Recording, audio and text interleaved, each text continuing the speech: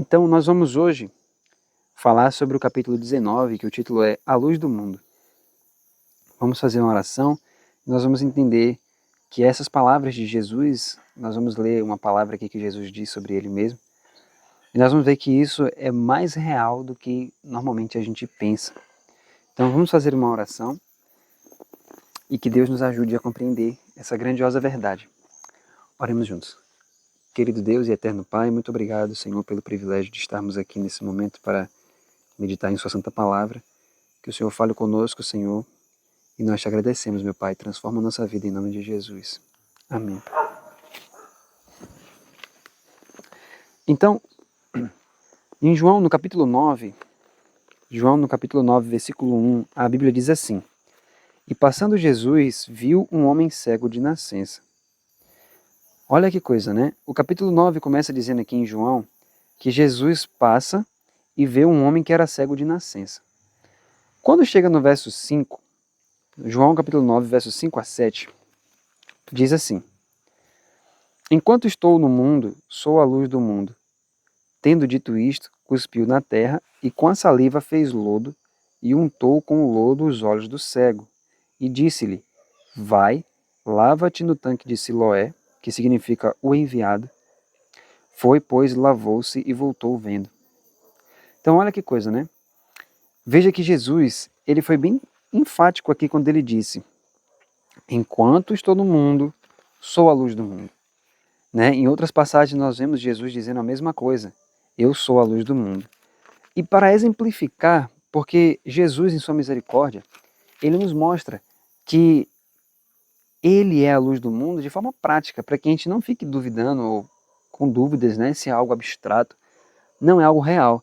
Então, quando ele diz assim, ó, eu sou a luz do mundo, aí ele vai e vai operar um milagre em um homem que era um cego de nascença. Então veja, o cego, ele não enxergava, ele só enxergava as trevas, né? Ele não conseguia ver a luz deste mundo. Então Jesus Cristo, para mostrar para as pessoas o que é verdadeiramente a cura da cegueira, né? O que significa o fato de ele ser a luz do mundo, ele vai até um homem que nunca viu a luz, um homem que nunca enxergou de fato as cores, os matizes, nada disso. Ele simplesmente, né, desde que nasceu do ventre de sua mãe, desde que saiu do ventre de sua mãe, ele era cego.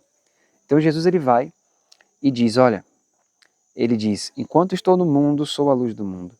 E ele vai, coloca lodo aqui no olho dele, né, e diz, vai, lava-te no tanque de Siloé. E o homem foi e se lavou, né. Agora veja, aqui no livro ele diz assim, nessa simples história, nós aprendemos quão literais são as palavras de Jesus, eu sou a luz do mundo. Aqui está um homem que no meio da luz estava andando na escuridão.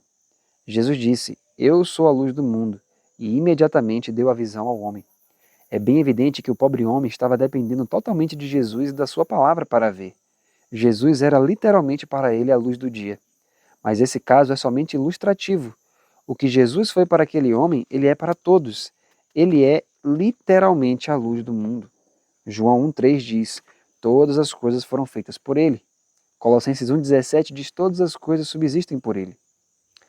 Então, vamos parar para analisar uma coisa interessante. Duas coisas que nós podemos observar aqui. Primeiro, quando Jesus diz que ele é a luz do mundo, e ele a partir dali dá a cura a um cego de nascença, então nós podemos observar com isso que se eu e você hoje, neste dia, estamos enxergando, se você está assistindo esse vídeo no YouTube, se você está ouvindo, se você consegue ver as cores, se você consegue enxergar o que está em sua frente, este é um fato prático e real de que Jesus é a luz do mundo.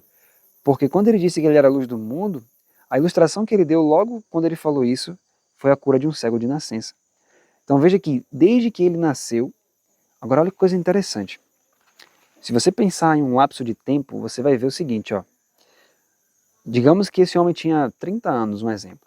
Então, desde que ele saiu do ventre da mãe dele até os 30 anos, ele não enxergava. Aí Jesus disse, eu sou a luz do mundo. E então Jesus foi e curou ele. Então demorou 30 anos para ele ver. Mas quando uma criança sai do ventre de sua mãe e passa poucos minutos, ele já está enxergando, o mesmo milagre que Jesus fez para aquele homem quando ele tinha 30 anos, ele fez para aquela criança. Mas por que muitas vezes nós não enxergamos isso como um milagre?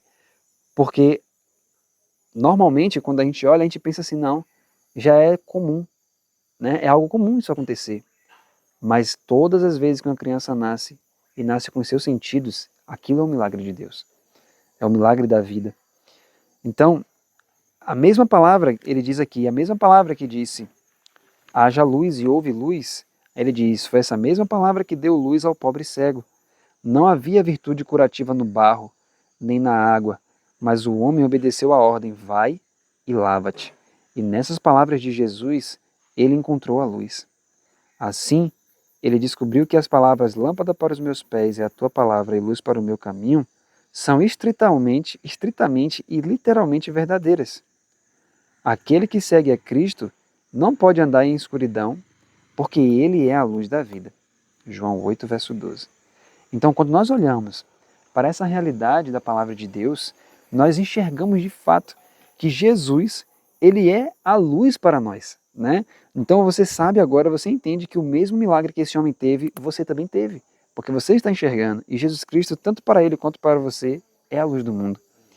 O homem sobre quem este milagre foi realizado era somente um pobre mendigo, que até aquele dia nunca tinha visto a luz. Contudo, logo que o milagre foi realizado, ele tinha um conhecimento mais verdadeiro sobre a luz do que todos os fariseus letrados e os doutores da lei.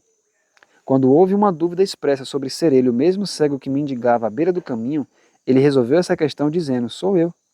Ele não estava com vergonha de reconhecer o seu baixo nível, nem estava com vergonha de reconhecer sua dependência de Jesus para ver. Ao ser questionado sobre como seus olhos foram abertos, ele disse, o homem chamado Jesus fez lodo e untou-me os olhos e disse-me, vai ao tanque de Siloé e lava-te. Então fui, lavei-me e vi. João 9, verso 11. Então olha que coisa maravilhosa. Muitas vezes, meus amados, o testemunho, ele tem poder não pelo tamanho do testemunho, não por ser tão longo, mas por mostrar através do testemunho a dependência de Jesus. Veja que ele falou pouca coisa, mas ele testemunhou poderosamente. Né? Tanto é que não foi por acaso que Jesus mandou ele para o tanque de Siloé, que significa o enviado. Né? Porque o enviado, Jesus estava enviando também este homem ali para testemunhar dele diante dos fariseus, porque os fariseus eram cegos. Né? E Jesus mostra o que aconteceu com ele, então quando ele deu testemunho, ele falou, olha, eu fui, lavei-me e vi. E isso é justamente o que Jesus quer fazer comigo e com você hoje. A Bíblia diz no livro de Apocalipse que nós somos cegos. Laodiceia, o período da igreja de Laodiceia são de pessoas cegas. Mas o homem disse, eu vim, lavei-me e vi. E Jesus nos chama também para ser lavados no sangue do Cordeiro. Então, quando nós somos lavados no sangue de Cristo, nas águas que descem do trono da graça, a cegueira espiritual é removida. Então, veja só. Então, ocorreu uma contenda sobre o caráter de Jesus. Primeiramente, ele abertamente declarou, ele é profeta, João 9,17. Percebam que ele não disse isso como sendo sua opinião ou crença, mas um fato que não admitia nenhuma discussão. Na sua simplicidade, ele não partiu do princípio de teorias avançadas, mas aderiu ao que ele conhecia, e isso era muito melhor do que teorias. Se os professos cristãos e os professores cristãos fossem mais familiarizados com os fatos práticos do Evangelho, haveria muito menos tatear entre os sistemas de teorias. Uau!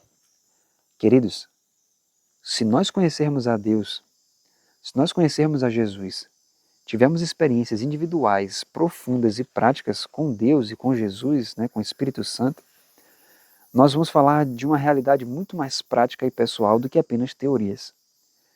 O Evangelho vai ser muito mais poderoso quando nós formos pregar do que apenas fatos teóricos.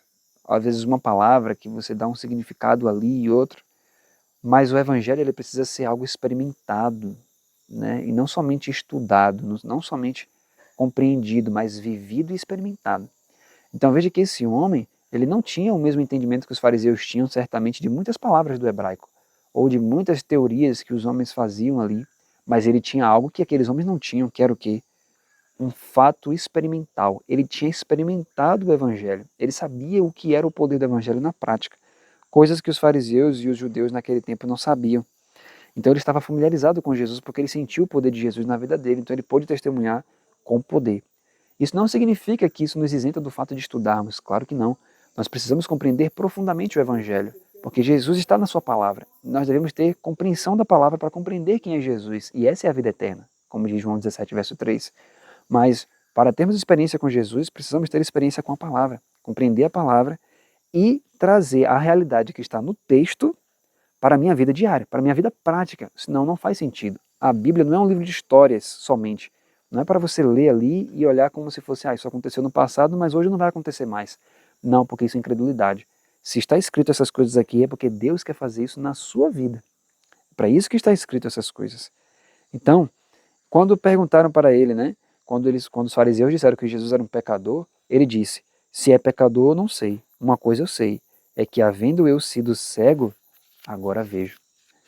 Então ele disse, olha, vocês têm muitas teorias sobre o Messias, vocês dizem que é isso, que é aquilo outro, vocês dizem que Jesus é pecador. Olha, se ele é pecador, eu não sei, mas uma coisa eu sei, eu experimentei o fato, eu experimentei Jesus, e uma coisa eu posso dizer, eu era cego e agora vejo. Isso é maravilhoso. Aqueles que têm compreensão de quem é Deus, aqueles que sabem do poder de Jesus, eles não vão ser transviados, não vão ser levados em roda por todo o vento de doutrina, porque eles conhecem o Mestre.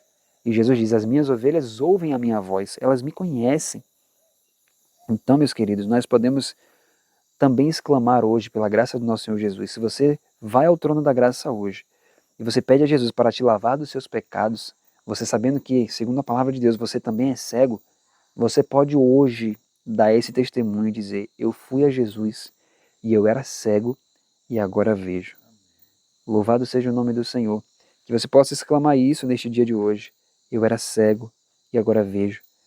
Mas compreendendo que diariamente você deve ir ao tanque de Siloé. Diariamente você deve ir ao trono da graça, às águas vivas. E você vai ser lavado nessas águas. E Jesus vai remover a sua cegueira diariamente. É uma obra, queridos, que deve ser feita todo dia. Então, que Deus te abençoe e que você possa ter experiências práticas e diárias com nosso Senhor Jesus Cristo. Um forte abraço para todos vocês e que, pela graça de Deus, nós continuemos até o final essa série e que você seja plenamente abençoado. Vamos fazer uma oração para a gente finalizar? Oremos juntos. Oremos. Santo e poderoso Deus, nós te agradecemos, ó Pai, o privilégio, Senhor, de estarmos aqui estudando esse livro tão importante e pedimos ao Senhor, Pai amado, que nos lave agora no sangue do Cordeiro, que as águas que descem do trono possam fluir por nossa alma, Pai amado, lavando nosso coração de toda mancha de pecado, e que o Espírito Santo desça sobre nós. Muito obrigado, Senhor, nós te agradecemos, Senhor, em nome de Jesus. Amém.